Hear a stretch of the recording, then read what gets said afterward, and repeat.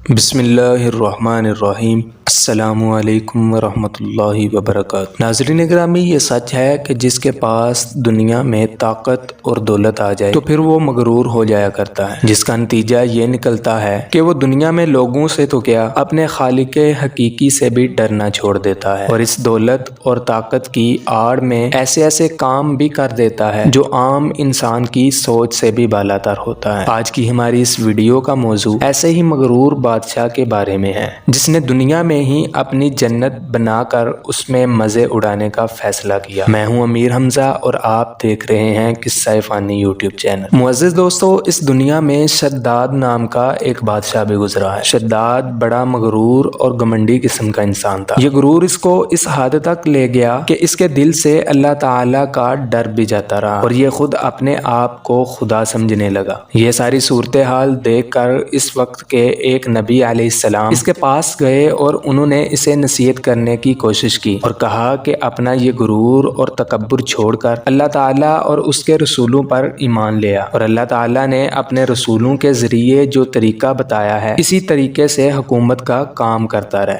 اس سے اللہ تعالیٰ تجھے مرنے کے بعد جنت عطا فرمائے گا، اور وہ ایسی جنت ہے کہ اس میں ہر طرف نعمتیں ہی نعمتیں ہوں گی۔ ناظرین گرامی، شداد نے جب جنت کا نام سنا تو اس میں غرور اور تکبر اور زیادہ بڑھ گیا، اور وہ کہنے لگا کہ کیا تم مجھے جنت کا لالچ دے کر اپنے تابع کرنا چاہتے ہو؟ اگر جنت کی بات ہے تو میں اسی دنیا میں جنت بنا کر اس میں مزے اڑا لوں گا، تم میری فکر کرنا چھوڑ دو۔ اس کے بعد پھر اس نے حکم دیا کہ ایک بہت ہی عمدہ قسم کا باغ بنایا جائے اور اس میں عمدہ عمدہ پانی کی، دودھ کی اور شہد کی نہریں بھی بنائی جائیں، اور اس میں خوبصورت فوارے بھی چلائے جائیں۔ اس میں ہر طرف طرح طرح کے پھولوں اور پھلوں کے اچھے اچھے پودے بھی لگائے جائیں۔ وہ ایسے پودے ہونے چاہیے جن میں ہر طرح کے پھل اور پھول موجود ہوں، اور اس باغ میں رنگ رنگ کی خوبصورت اور دل فریب چڑیاں بھی رکھی جائیں۔ معزز دوستو، اس نے حکم دیا کہ اس باغ میں خوبصورت اور عالی شان محل بھی بنوائے جائیں جس میں ہر طرف نوکر چاکر، خوبصورت لونڈیاں اور غلام ہر وقت خدمت کے لیے تیار رہیں۔ مختصر یہ کہ اپنے آرام اور سکھ کے لیے جو کچھ سوچا جا سکتا تھا وہ سب کچھ اس نے وہاں جمع کر دینے کا حکم دے دیا۔ لہٰذا شداد کے حکم سے جنت کو تیار کرنے کا کام شروع کر دیا گیا۔ یہ مصنوعی جنت بنانے کے لیے شداد نے پانی کی طرح دولت بہائی،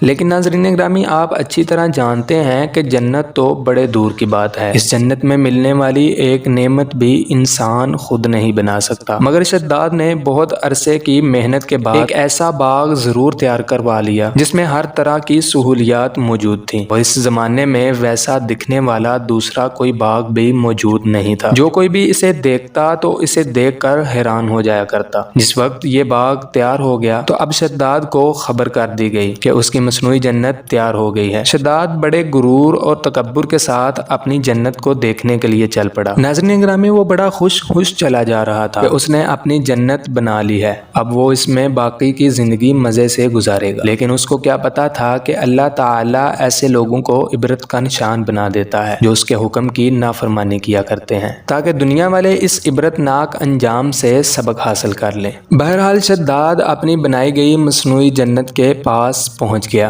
اور بڑے گھمنڈ کے ساتھ دروازے کے اندر قدم رکھا۔ کہا جاتا ہے کہ ابھی اس کا ایک قدم اندر اور ایک قدم باہر تھا، بس اللہ تعالیٰ نے اسی وقت موت کے فرشتے کو حکم دے دیا کہ اس کی جان نکال لی جائے۔ رب تعالیٰ کا حکم ملنے پر موت کے فرشتے نے ٹھیک اسی وقت اس کی جان نکال لی، اور وہ شداد جو اپنی مصنوعی جنت کو لے کر اتنا گھمنڈ کر رہا تھا، اپنی اسی جنت کے دروازے میں آدھا ادھر اور آدھا ادھر بے جان ہو کر گر پڑا۔ اس طرح اللہ تعالیٰ نے اسے پوری دنیا کے لیے عبرت کا نشان بنا دیا تاکہ تمام لوگ اس سے سبق حاصل کر سکیں کہ اللہ کے حکم کی نافرمانی کرنے کا انجام کیا ہوتا ہے۔ امید کرتا ہوں کہ آج کی ہماری یہ ویڈیو آپ کو اچھی لگی ہوگی۔ اگر آپ کو ہماری یہ ویڈیو اچھی لگی ہے تو ہماری ویڈیو کو لائک کریں، اپنے دوستوں کے ساتھ شیئر کریں اور ہمارے چینل کو بھی سبسکرائب کریں۔ ملتے ہیں اپنی اگلی نئی دلچسپ ویڈیو کے ساتھ، تب تک کے لیے اپنے دوست کو اجازت دیجیے گا۔ اللہ حافظ۔